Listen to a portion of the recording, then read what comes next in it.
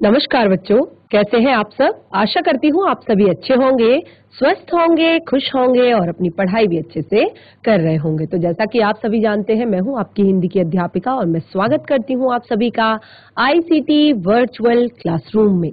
और आज हम यहाँ पर एकत्रित हुए हैं पढ़ने के लिए क्लास 6 की हिंदी। क्लास 6 की हिंदी में आज हम पढ़ेंगे अपना चैप्टर 17, जो कि हमारी वसंत पाठ्य पुस्तिका भाग 1 से लिया गया है। चैप्टर 17 पार्ट 17, जिसका नाम है सांस सांस में बांस। तो बांस आप सभी जानते हैं, एक पेड़ होता है जो आप देखते हैं कि किस तरह से बिल्कुल ग्रीन कलर का उसका जो स्टेम होता है, जो तना होता है, वो पूरा हरे रंग का होता है और अंदर से पूरा खोखला और बाहर से एक मजबूत एक डंडी सी उसमें होती है, यानी कि उसका जो स्टेम होता है बहुत ज्यादा मजबूत होता है लेकिन अंदर से पूरा खोखला होता है। तो इस चैप्टर का नाम रखा गया है सांस सांस में बांस, यानी कि किस तरह मनुष्य के जीवन में जो बांस है वो कितना महत्व रखता है, किस किस जगह पर वो काम आता है, कहाँ कहाँ पर बांस की जरूरत इंसान को पड़ती है। तो ये सारी बातें इस पाठ में लिखी गई हैं। और इस पाठ में एक और चीज बहुत ज्यादा हमें महत्वपूर्ण बताई गई है कि हमारे देश के कौन कौन से राज्य हैं जहां पर बांस जो है वो बहुत ज्यादा मात्रा में पाया जाता है, उसकी खेती बहुत ज्यादा मात्रा में की जाती है और उससे बनने वाले पदार्थों का उपयोग भी किया जाता है। तो आज हम इसी चैप्टर को पढ़ने वाले हैं अपने इस सेशन में। तो चलेंगे स्मार्ट बोर्ड की तरफ, शुरू करेंगे अपना सेशन। सभी बच्चे ध्यान पूर्वक पढ़ेंगे और समझने का प्रयास करेंगे। तो जैसे कि आप देख रहे हैं, हमारे चैप्टर का नाम है सांस सांस में बांस। तो ये जो आपका पूरा चैप्टर है ये निबंध विधा में लिखा गया है, यानी कि एक निबंध के रूप में लिखा गया है। बांस के ऊपर बांस का जीवन में महत्व आप कह सकते हैं। तो इस पर ये एक निबंध विधा में लिखा गया आपका एक चैप्टर है। इसको हम पढ़ेंगे। आप देख सकते हैं यहाँ पर इसमें बताया गया है, एक जादूगर थे चंग की चंगलन बा। चंग की चंगलन बा। अपने जीवन में उन्होंने कई बड़े बड़े करतब दिखाए, क्योंकि वो क्या थे, जादूगर थे। एक जादूगर थे, उनका नाम था, थोड़ा सा नाम अटपटा है लेकिन आप एक दो बार नाम को पढ़ेंगे तो आपको समझ आ जाएगा। आप तोड़ तोड़ कर नाम को पढ़ सकते हैं। चंग की चंगलन बा। चंग की चंगलन बा। तो एक जादूगर थे चंग की चंगलन बा। वो अपने जीवन में उन्होंने बहुत बड़े बड़े करतब किए, यानी कि क्योंकि वो जादूगर है और कई बार शो में जाते हैं, कई अलग अलग जगहों पर जाते हैं और वहां पर वो अलग अलग तरह के करतब करके लोगों को दिखाते हैं, बच्चों को खुश करते हैं, क्योंकि जादूगर सबसे ज्यादा पसंदीदा होते हैं बच्चों के। तो वो बहुत बड़े बड़े करतब करके लोगों को दिखाते हैं, बहुत बड़ा बड़ा जादू करके लोगों को दिखाते हैं, खुश करते हैं। तो जब मरने को हुए तो लोगों से बोले। अब क्या था कि काफी बूढ़े हो चुके थे, उनका जीवन लगभग समाप्त होने को आया था। तो जब इस मरणासन्न स्थिति में वो पहुंचे तो जीवन में एक बहुत बड़े जादूगर वो रहे थे। अब जब वो मरणासन्न स्थिति में थे, ऐसी हालत में थे कि अब उन्हें कभी भी मृत्यु आ सकती थी, तो उन्होंने लोगों से कहा, क्या कहा लोगों से, मुझे दफनाए जाने के छठे दिन मेरी कब्र खोद कर देखोगे तो कुछ नया सा पाओगे। तो उन्होंने कहा कि जब तुम लोग मुझे दफनाओगे तो मुझे दफनाने के 6 दिन बाद, छठे दिन जब मुझे दफनाया जाएगा उसके ठीक छठे दिन तुम लोग कब्र को खोद कर देखना, कब्र को खोद कर देखना। और जब तुम मेरी कब्र को खोद कर देखोगे तो कुछ नया सा पाओगे, क्योंकि वो जादूगर है, बहुत बड़े जादूगर हैं। तो उन्होंने अब यहाँ पर बताया कि जब मेरी मृत्यु हो जाएगी तुम मुझे दफनाओगे तो उसके छठे दिन तुम जाकर मेरी कब्र को खोदना और देखना कि वहां पर कुछ नया, कुछ अलग, कुछ अनोखा तुम्हें प्राप्त होगा। कहा जाता है कि मौत के छठे दिन, जब उनकी मौत हो गई उसके छठे दिन उनकी कब्र खोदी गई, उसमें से निकले बांस की टोकरियों के कई सारे डिजाइन। लोगों ने उन्हें देखा, पहले उनकी नकल की और फिर नए डिजाइन भी बनाए। तो जब उन छठे दिन उन्होंने देखा, लोगों ने उनकी जो कब्र थी उसकी खुदाई की, क्योंकि उन्होंने कहा था कुछ नया पाओगे। तो उन्होंने देखा कि उस कब्र में क्या था, बांस की टोकरियां थी, बांस से बनाई गई टोकरियां थी, अलग अलग डिजाइन की टोकरियां थी, अलग अलग तरह की टोकरियां थी। तो उन्होंने क्या देखा कि पहले तो उन्होंने नकल की उसकी, यानी कि सेम बनाने की कोशिश की कि ये कैसे बनाई गई है। कोशिश करी बिल्कुल उसी तरह बुनने की, उसी तरह साफ सफाई करने की बांस की। और फिर जब वो उस चीज में निपुण हो गए, उनको जब वो आ गई चीजें, तो फिर उन्होंने क्या किया, फिर और नए डिजाइन बनाना उन्होंने शुरू कर दिया। अब बांस जो है भारत के विभिन्न हिस्सों में बहुताय होता है। बांस भारत के विभिन्न हिस्सों में बहुताय होता है, बहुत ज्यादा मात्रा में होता है। भारत के उत्तर पूर्वी क्षेत्र के 7 राज्यों में बांस बहुत उगता है। जो भारत के उत्तर पूर्वी क्षेत्र है, वहां के जो 7 राज्य हैं, वहां पर बांस बहुत अधिक उगता है और इसीलिए वहां बांस की चीजें बनाने का चलन भी खूब है, क्योंकि जहां पर जो चीज ज्यादा होगी लोग उसका उपयोग करने लग जाते हैं अपने दैनिक जीवन में।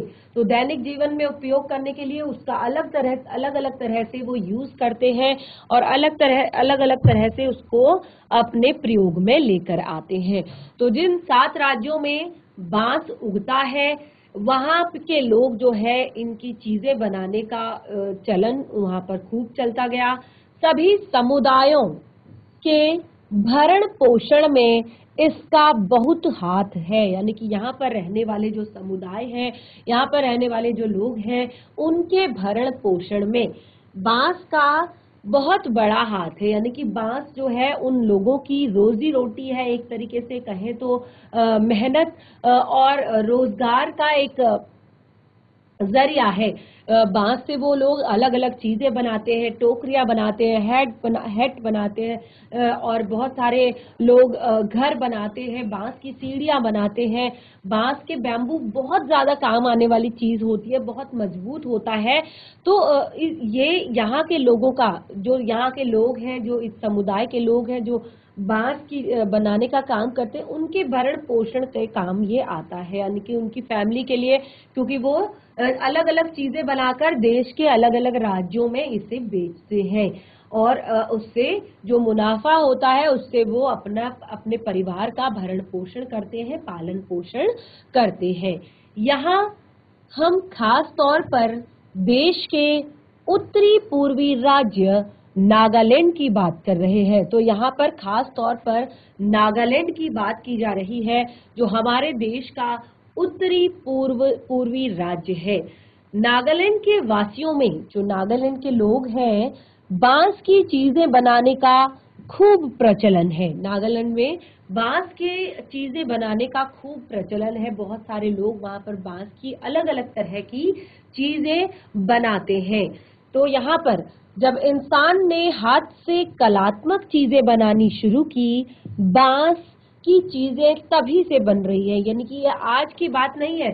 जब से मनुष्य ने अपने हाथ से कलात्मक चीजों को बनाना शुरू किया, यानी कि अलग अलग चीजों से उसने नए नए चीजें बनाना शुरू किया, तो ये बांस से कला करना, यानी कि बांस पर अलग अलग चीजें बनाना, ये तभी से शुरू हो गई थी। यानी कि ये आज की कोई नई बात नहीं है, ये बहुत पुराने समय से चली आ रही एक परंपरा है बांस से बनाने वाली चीजों की। आवश्यकता के अनुसार इसमें बदलाव हुए और अब भी हो रहे हैं, यानी कि आवश्यकता के अनुसार इसमें बदलाव हुए और अब भी हो रहे हैं। जैसे पहले के समय में लोग बांस की चीजों का, क्योंकि तब इतना ज्यादा लोगों के पास रहने के लिए तो पहले चीजें नहीं हुआ करती थी। चेयर्स देखिए, आप देख सकते हैं, पहले आप मूड़े देखेंगे वो बांस के बने रहते हैं। चेयर्स जो होती है, कुर्सी, टेबल, ये सारी चीजें बांस की बनी रहती है। और आज देखेंगे आप, सोफे जो होते हैं वो कपड़े से बनते हैं, या आपके लकड़ी से बनते हैं या अलग अलग चीजों से बनते हैं। तो पहले के समय में जो चीजें होती थी वो थोड़ा सा उनकी आवश्यकता के अनुसार होती थी, और अब के समय में इसमें थोड़ा सा बदलाव हो रहे हैं, यानी कि वो चीजें आज के हिसाब से बदल रही हैं। आज इंसान जिन चीजों को पसंद कर रहा है, जिन चीजों को ज्यादा यूज कर रहा है, वो बांस से बन रही है, और आगे भी ये बदलाव जो है होते रहेंगे। कहते हैं कि बांस की बुनाई का रिश्ता उस दौर से है जब इंसान भोजन इकट्ठा करता था। यानी कि बांस की बुनाई का जो एक तरह से कहें तो दौर जो चला, वो उस टाइम से चला जब इंसान जो है वो भोजन इकट्ठा करने के लिए जाता था। शायद भोजन इकट्ठा करने के लिए ही उसने ऐसी डलिया नुमा चीजें बनाई होंगी। आप पहाड़ों में देखेंगे लोग सामान ढोने के लिए, बोझ ढोने के लिए डलिया जो होती है जिसमें बहुत सारा सामान इधर उधर लेकर जाते हैं, घास लेकर जाते हैं और लकड़ियां लेकर जाते हैं और गोबर लेकर जाते हैं। तो अलग अलग चीजों के लिए ऐसी जो डलिया नुमा संरचना बनाई, तो उस समय से जब इंसान भोजन इकट्ठा करने जाता था, भोजन ढूंढने जाता था, उस समय से ये चीजें बनी हुई है। और क्या पता बया जैसी चीजें किसी चिड़िया के घोंसले से टोकरी के आकार और बुनावट की तरकीब हाथ लगी हो। यानी कि क्या पता जो बया जैसी किसी चिड़िया के घोंसले से टोकरी के आकार और बुनावट की तरकीब हाथ लगी हो। लोगों की, क्योंकि उस समय लोगों के पास बहुत ज्यादा संसाधन नहीं हुआ करते थे, बहुत सारी चीजें नहीं हुआ करती थी अपने दैनिक जीवन में प्रयोग करने के लिए, या अपने जीवन को सुगम बनाने के लिए, सरल बनाने के लिए। तो शायद वो अलग अलग चीजों से आइडियाज लेकर, अलग अलग चीजों से वो सोच विचार कर इस तरह की चीजों का वो निर्माण करते होंगे। तो बांस से केवल टोकरियां ही नहीं बनती, बांस की खपच्चियों से ढेर सारी चीजें बनाई जाती है, जैसे तरह तरह की चटाइयां। तो बांस की चटाइयां आपने देखी होंगी, तरह तरह की चटाइयां बनाई जाती हैं, टोपियां बनाई जाती हैं, टोकरियां बनाई जाती हैं, बर्तन बनाए जाते हैं,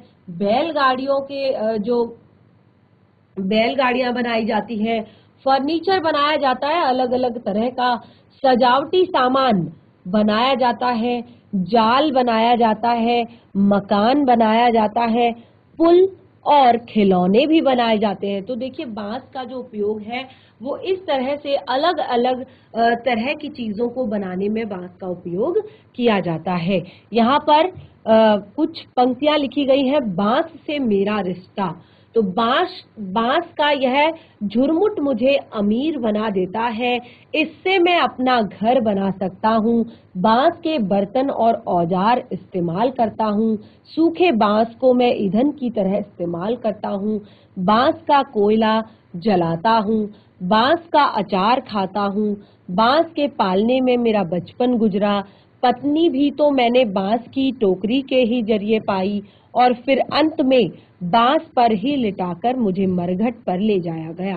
तो यहाँ पर व्यक्ति के जीवन के बारे में बताया गया है कि किस किस तरह से उसका जो जीवन है वो बांस उसके जीवन में किस तरह से उपयोगी है। तो यहाँ पर बताया है कि बांस का ये झुरमुट मुझे अमीर बना देता है, क्योंकि इससे मैं अपना घर बना सकता हूँ, बांस के बर्तन बना सकता हूँ, औजार बना सकता हूँ। अगर कोई बांस सूखा हुआ है तो मैं उसका ईंधन के रूप में, यानी कि जलाने के लिए उसको इस्तेमाल कर सकता हूँ, बांस का कोयला जला सकता हूँ, बांस का अचार खाता हूँ। जो बांस की जड़ें होती हैं, कोमल कोमल जो जड़ें होती हैं, बिल्कुल जहां से बांस निकल रहा होता है उस पार्ट को आप देखेंगे आसाम या जो नागालैंड, जहां पर बांस बहुत ज्यादा मात्रा में मिलता है, वहां पर इस चीज को सब्जी के रूप में बनाकर खाया जाता है। उसको काटा जाता है और नीचे से उसकी सफाई की जाती है, फिर उसको बड़े बड़े टुकड़ों में काटा जाता है। जिस तरह से अरबी हमारी जड़ों पर लगती है, बड़े बड़े उसकी जड़ें होती है, मोटी मोटी,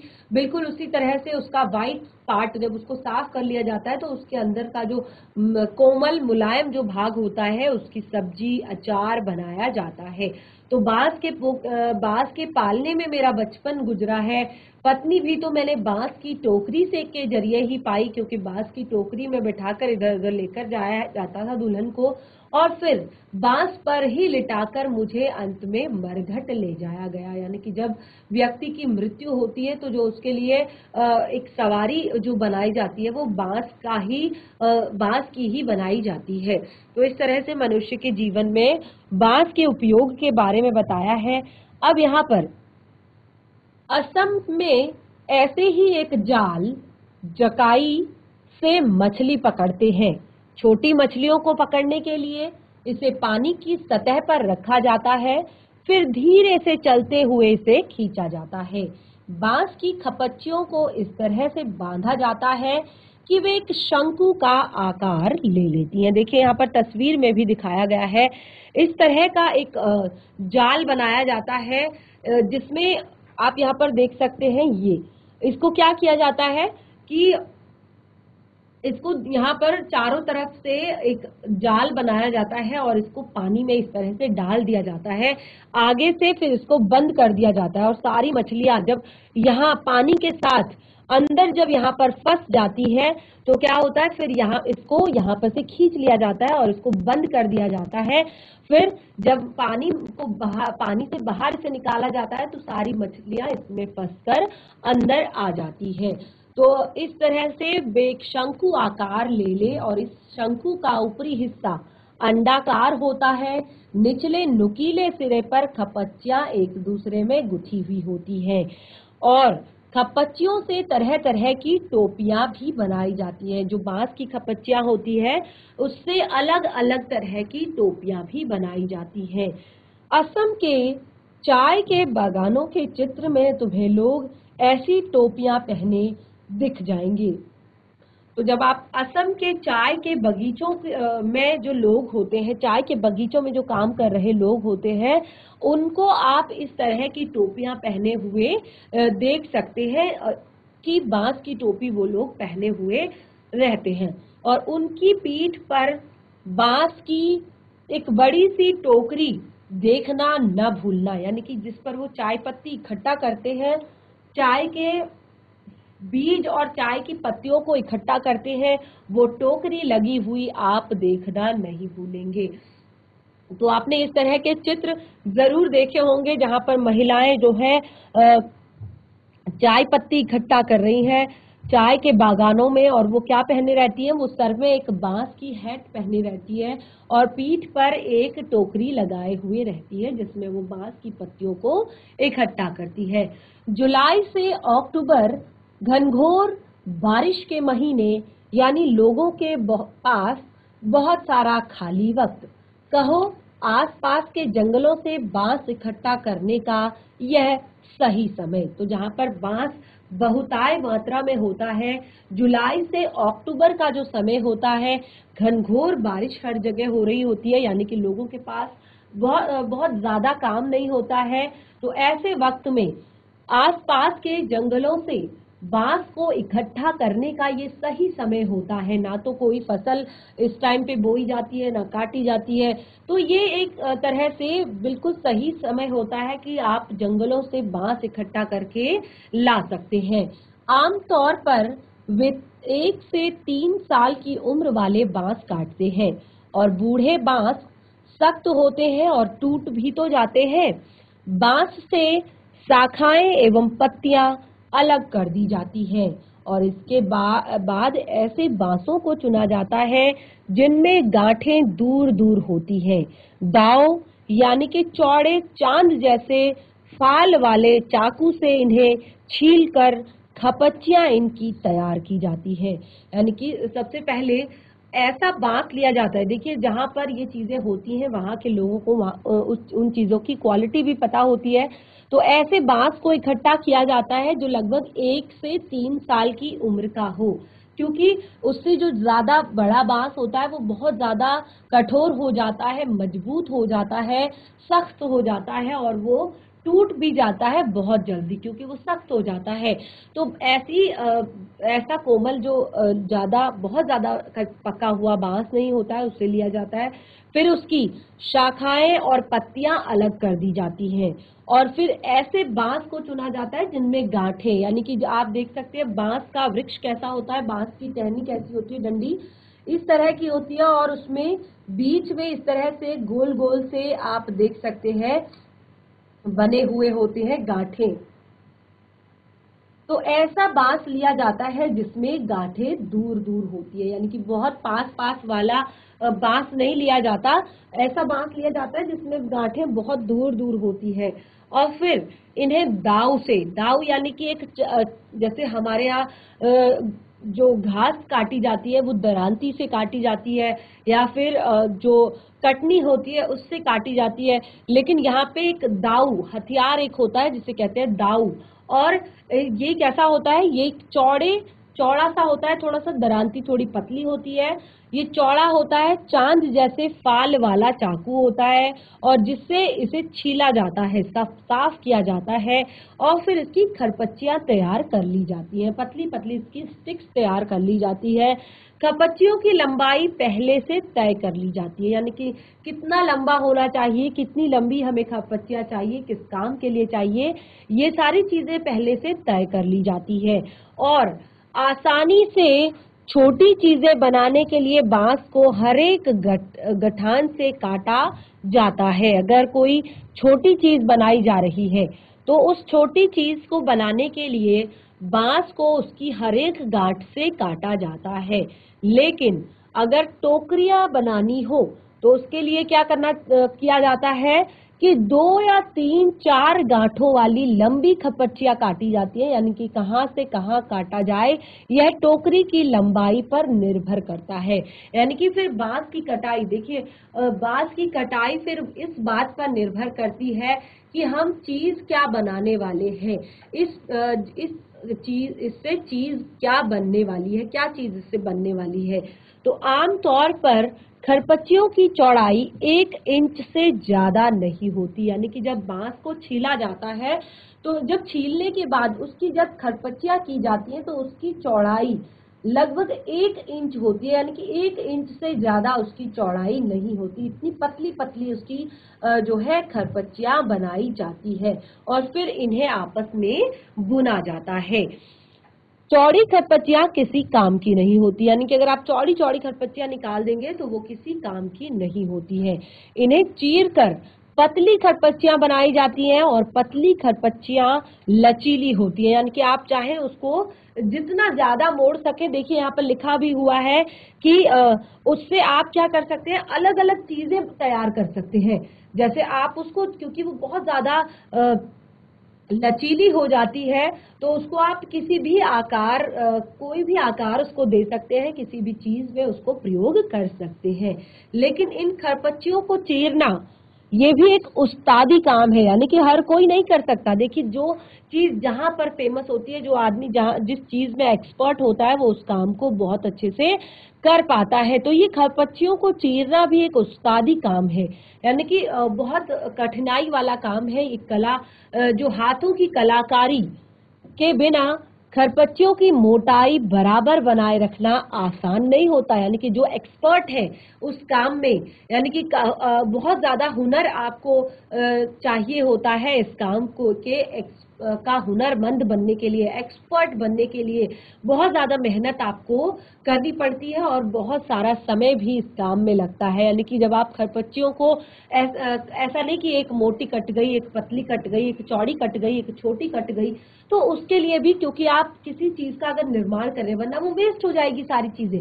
आप देखेंगे कि किस चीज के लिए काटी जा रही है। अगर आप टोपी बनानी है, बर्तन बनाना है, कोई सजावट का सामान बनाना है, कोई खिलौना बनाना है, अगर कोई फर्नीचर बनाना है, तो सबके लिए अलग अलग तरह से खरपच्चियों को काटा जाता है, क्योंकि सबका इस्तेमाल अलग अलग तरह से होता है। टोकरी बनाने से पहले खरपच्चियों को चिकना बनाना बहुत जरूरी होता है। या फिर दाव काम आता है। यहाँ पर फिर से दाव काम आता है, जो यहाँ का नागालैंड का हथियार माना जाता है दाव। तो क्या होता है कि ये खरपच्चियों को जब खरपच्चियों से टोकरियां बनाई जाती है तो उस बांस को बहुत रब किया जाता है, रगड़ा जाता है। फिर उसके लिए दाव बहुत ज्यादा काम आता है, यानी कि खरपच्ची बाएं हाथ में होती है और दाएं हाथ में दाव होता है, और दाव का जो धारदार सिरा होता है वो खरपच्ची को दबाए हुए रहता है। देखिए इस तरह से आप देख सकते हैं कितनी पतली पतली यहाँ पर खरपच्चियां बनाई गई हैं और किस तरह से टोकरी का निर्माण यहाँ पर हो रहा है। आप देख सकते हैं कि उनकी बुनाई हो रही, यानी कि एक तरह से जब उसको नीचे से मोड़ा गया और उसके बाद फिर उसकी गोलाई में बुनाई हो रही है। और यहाँ पर आप देख सकते हैं अलग अलग चीजें बनाकर यहाँ पर रखी गई है। एक यहाँ पर आप देख सकते हैं बांस से बनाया हुआ बर्तन, और यहाँ पर आप देख सकते हैं जो मछली पकड़ने के लिए प्रयोग किया जाता है संसाधन। तो इस तरह से यहाँ पर बांस का अलग अलग तरह से प्रयोग किया जाता है।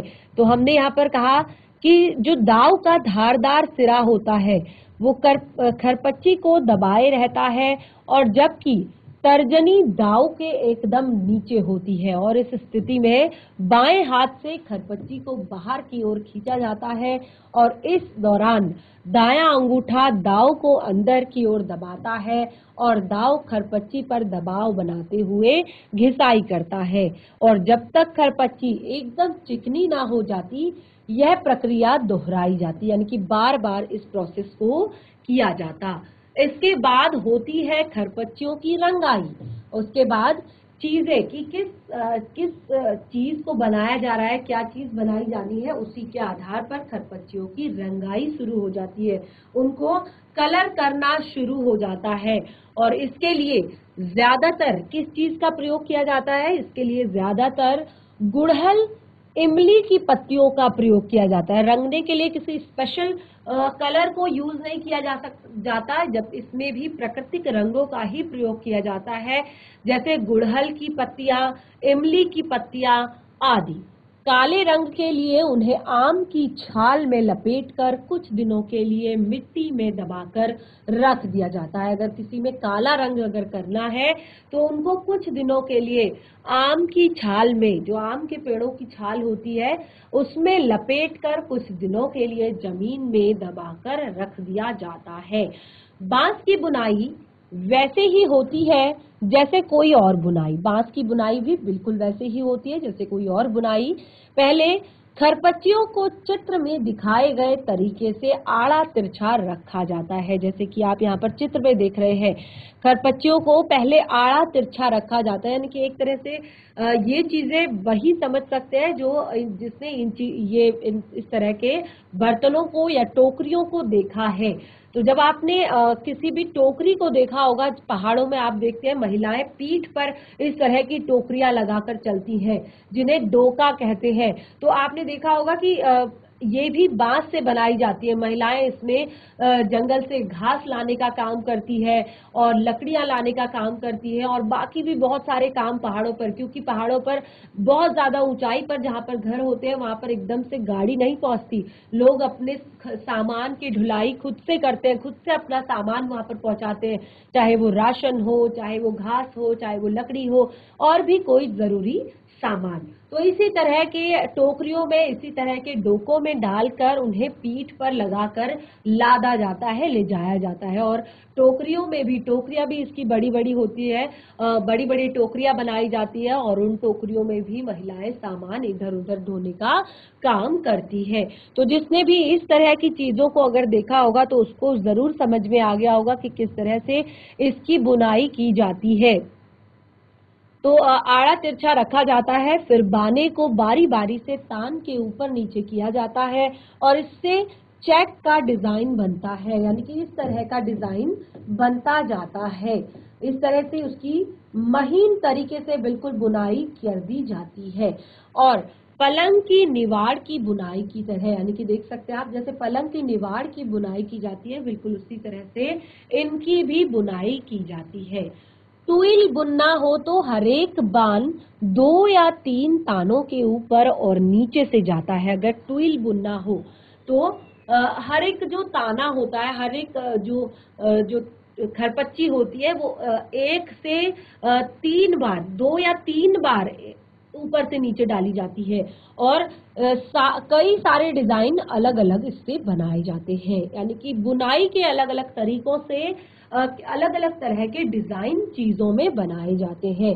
टोकरी के सिरे पर खरपच्चियों को या तो चोटी की तरह गूंथ लिया जाता है या फिर सिरों को नीचे की ओर मोड़कर फंसा दिया जाता है, क्योंकि जब ऊपर की तरफ जो बच जाता है, शेष रह जाता है खरपच्ची का शेष भाग, तो या तो उसे चोटी की तरह गूंथ दिया जाता है, वहां पर सिरा बंद कर दिया जाता है, या फिर उसको वापस मोड़कर ऊपर की ओर फंसा दिया जाता है और इस तरह हमारी टोकरी तैयार हो जाती है। अब चाहे बेचो या घर पर ही इसे काम में ले लो। तो इस तरह से आप देख सकते हैं यहाँ पर एलेक्स एम जॉर्ज द्वारा ये चैप्टर आपका लिखा गया है।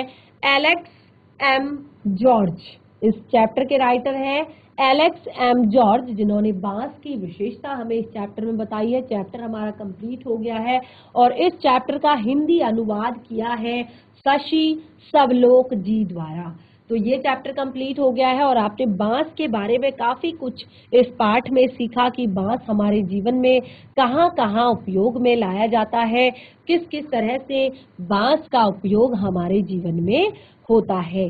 अब यहाँ पर इस पाठ से जुड़े हुए, जैसे कि मैंने आपको बताया, चैप्टर आपका निबंध विधा में लिखा गया है। देख सकते हैं आप, यहाँ पर लिखा गया है निबंध से, यानी कि आपका जो पाठ है वो निबंध विधा में लिखा गया है।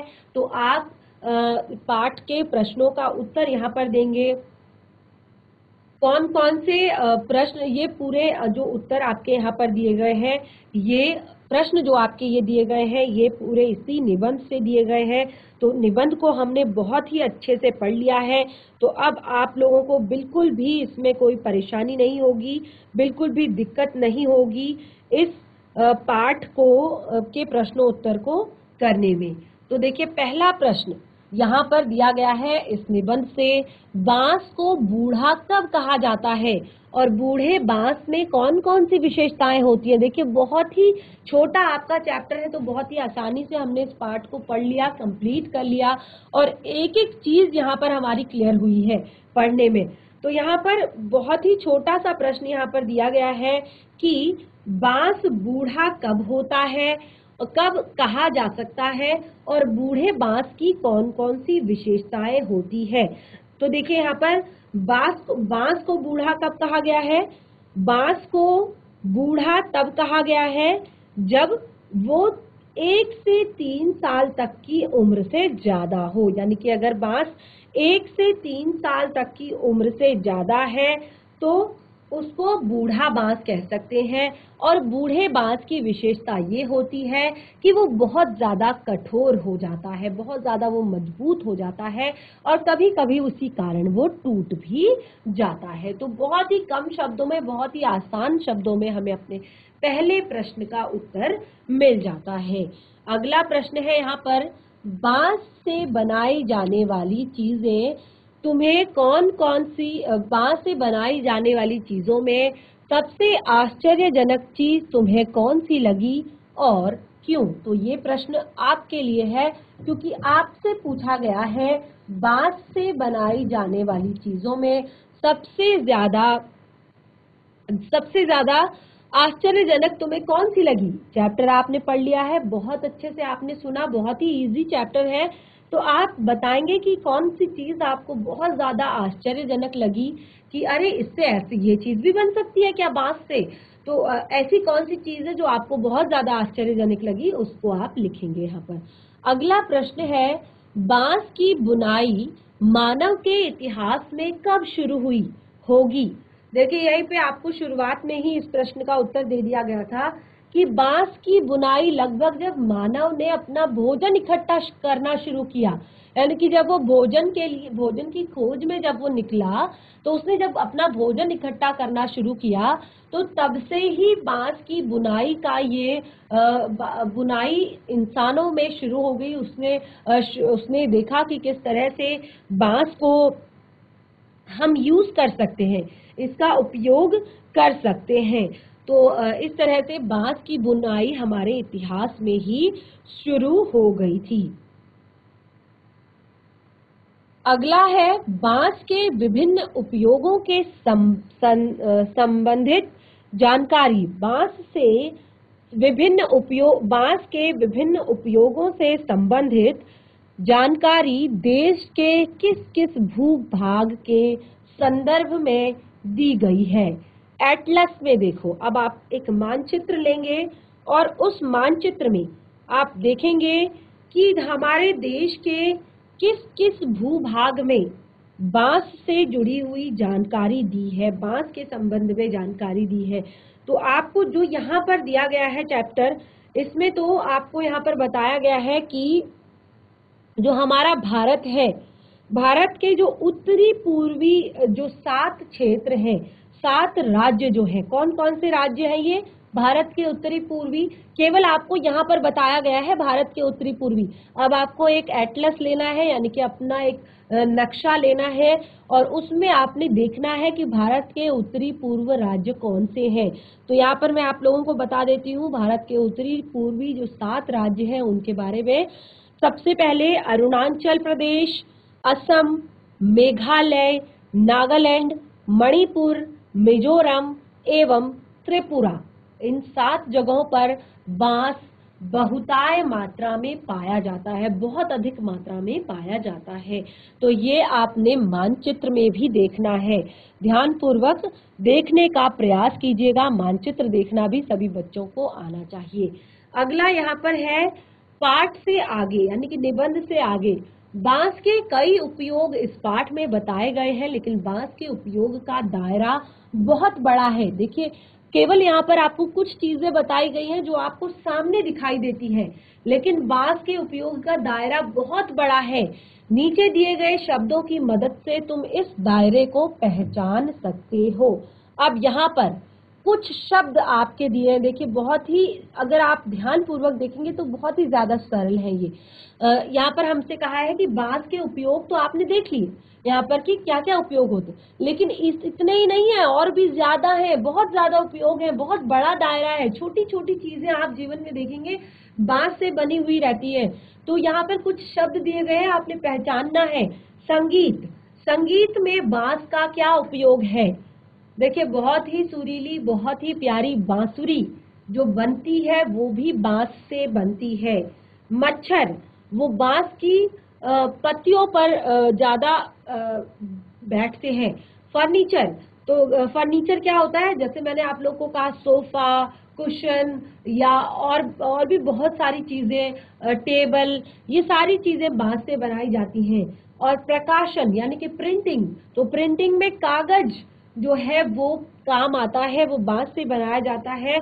और एक नया संदर्भ यानी कि नई चीजें, जैसे अचार, एक शब्द यहाँ पर आया था अचार, तो आप सब्जी भी लिख सकते हैं क्योंकि सब्जी भी बनाई जाती है बांस से।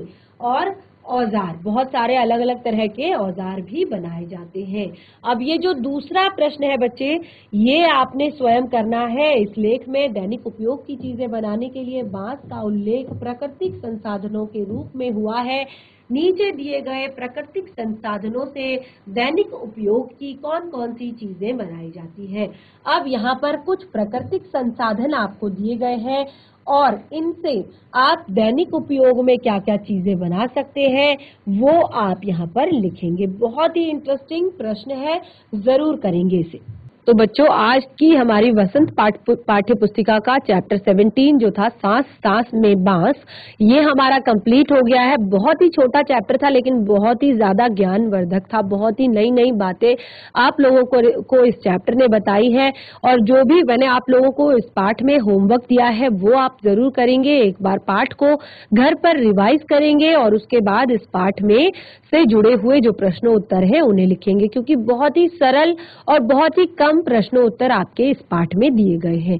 तो आज का सेशन हमारा यहीं पे कंप्लीट होता है। हम मिलेंगे अपने नेक्स्ट सेशन में एक नए पाठ के साथ। तब तक के लिए धन्यवाद। आपका दिन शुभ हो।